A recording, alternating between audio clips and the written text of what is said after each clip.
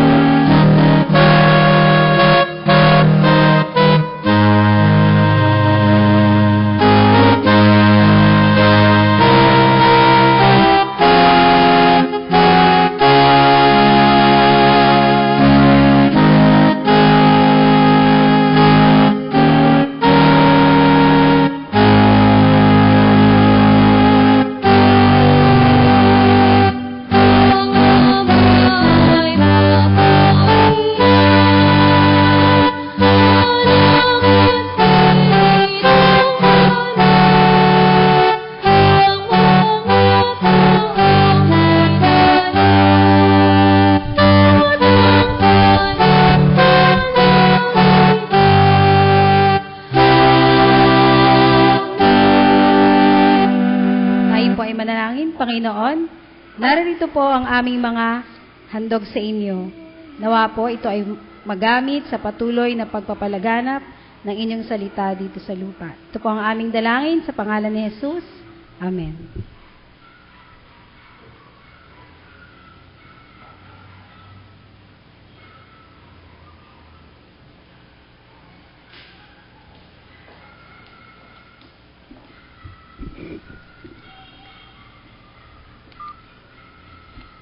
Ang ating pong pagbubulay-bulayan ngayong hapong ito ay matatagpuan po sa Aklat ng Juan, Kabanata 12, talatang 12 hanggang sumusunod.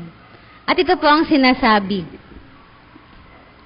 Kinabukasan, nabalitaan ng makapal na taong dumalo sa pista na patungo sa Jerusalem si Jesus. Kumuha sila ng mga palapa ng palma at lumabas ng lungsod upang siya'y salubungin. At ganito ang kanilang sigaw, Hosana! Purihin ang dumarating sa ngalan ng Panginoon. Purihin ang hari ng Israel. Nakita ni Jesus ang isang batang asno at sinakyan ito. Gaya ng nasusulat, Huwag kang matakot, lungsod ng Sion. Masdan mo, dumarating ang iyong hari, nakasakay sa bisirong asno. Hindi ito naunawaan noon ng kanyang mga alagad, ngunit matapos mabuhay na muli si Jesus, sa kanila naaalalang ito ang sinasabi ng kasulatan tungkol sa kanya, at ganito nga ang nangyari. Ang pagbuhay ni Jesus kay Lazaro ay pinamalita ng mga nakasaksi niyon, at ito ang dahilan kaya siya sinalubong ng gayon karaming tao. Nabalitaan nila ang ginawa niyang kababalaghan. Nag-usap-usap ang mga Pariseo. Wala na tayong magagawa. Tingnan ninyo, sumusunod sa kanya ang lahat. Kabilang ang ilang Griego sa mga pumunta sa pista upang sumamba. Lumapit sila kay Felipe na taga Betsaida, Galilea, at nakiusap, Ginoo, ibig po naming makita si Jesus. Pagpapala po at ang pag-ibig ng ating Panginoon ang sumaatin sa pagkakabasa at pagkakarinig ng kanyang salita. Makauupo na po tayong lahat.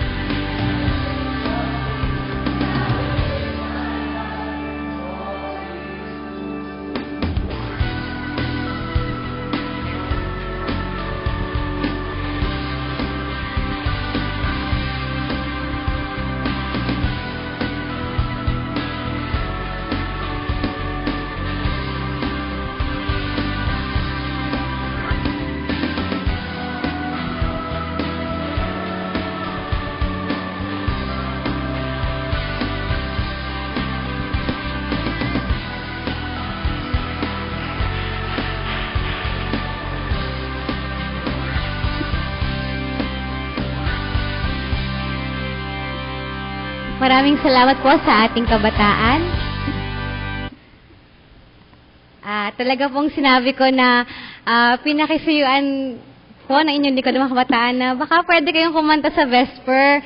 Sana masaya. At talagang masaya naman talaga. Sapagkat ito nga ay, ito na nga yung nag-represent sa ating Palm Sunday kung saan ang mga tao noon ay lahat ay nagdiriwang. Sapagkat bukod sa pagdating po ating Panginoon, ay pinagdiriwang po nila yung mahalagang event ng kanilang mga Hudyo. At ito nga po ay ang pista ng Pasko. Ano po?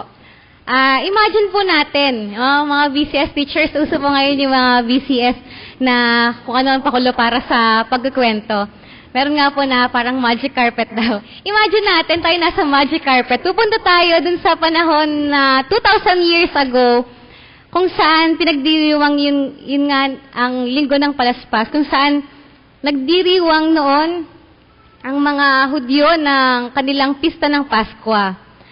Sabi po ng isang historian, na-estimate po niya na ang dumalo doon ay sa Jerusalem ay nasa mahigit kumulang 2 milyong tao, 2 milyong katao, sapagkat 256,000 po ang mga tupa na inialay noon. So, ang isa pong tupa daw ay nagre-represent ng 10 taong nag-aalay noon. So, 256,000 times 10. 2 million, di ba? 2.5 million, parang ganon. Ganon karami ang tao nung mga panahong yon. At kung iisipin natin, iba yung atmosphere ng mga panahon na yon. Nagkakaisa sila sa pagdiriwang, sa kabila siguro ng sobrang init, sa kabila ng masikip dahil nga marami sila. At kasabay ng pagdiriwang na ito ay ang pagkalat ng balita ng pagpasok ni Jesus. Ang kaganapan pong ito, ito pong pagpasok ni Jesus sa Jerusalem, ay na-recorded po sa 4 nating gospel, sa Matthew, Mark, Luke at John, di ba? Ito po ay kakaiba kasi yung iba pong nangyari, kaganapan ay nakarecord lang ay sa isa lang o kaya 2 o sa 3. Pero bibihira po yung nakarecord sa 4 na gospel. At isa nga po itong pagpasok ng ang matagumpay na pagpasok ni Jesus sa Jerusalem. Ang mga tao noon ay nagsasama-sama sa pagsalubong kay Jesus na nakasakay sa bisirong asno sa magitan ng pagwagayway ng kanilang palma at pagsigaw ng Hosana, di ba? Sa nabasa po natin kanina. Ang sigaw po nila ay, Hosana, purihin ang dumarating sa ngalan ng Panginoon. Purihin ang hari ng Israel. So, dahil nga po ito'y naka-record sa 4 na gospel, ito po ay kapahayagan na ito ay may malaki itong parte sa buhay ng ministeryo ng ating Panginoong si Jesucristo, lalo't higit sa ating mga sumasampalataya sa Kanya. Ngunit sino po ba ang mga taong nandoon? Ano kayang klaseng mga tao ang mga naandoon nung panahon na yon? At ano ba yung pinoportray nila? Sino sila sa panahon ngayon? So bago po tayo magpatuloy, tayo po muna ay manalangin. Panginoon, patuloy po ang aming pagpupuri at pagpapasalamat sa inyo sa aming pagdiriwang na ito. Maraming salamat po, Panginoon, sa pagkakataong pinagkalob nyo sa inyong lingkod upang magbahagi ng inyong salita. Nawa po ang marinig namin mensahe nagmula sa inyo ay tumimo sa aming puso at magamit namin sa pang-araw-araw na pamumuhay. Paindalangin sa pangalan ni Jesus. Amen. Sa tanong na sino ba ang mga taong nandoon? Una, dahil masikip, dahil maraming tao, dahil maaaring magkagulo sa mga panahon na yon, hindi siguro mawawala yung mga, kumbaga sa panahon ngayon ay gwardya, di ba?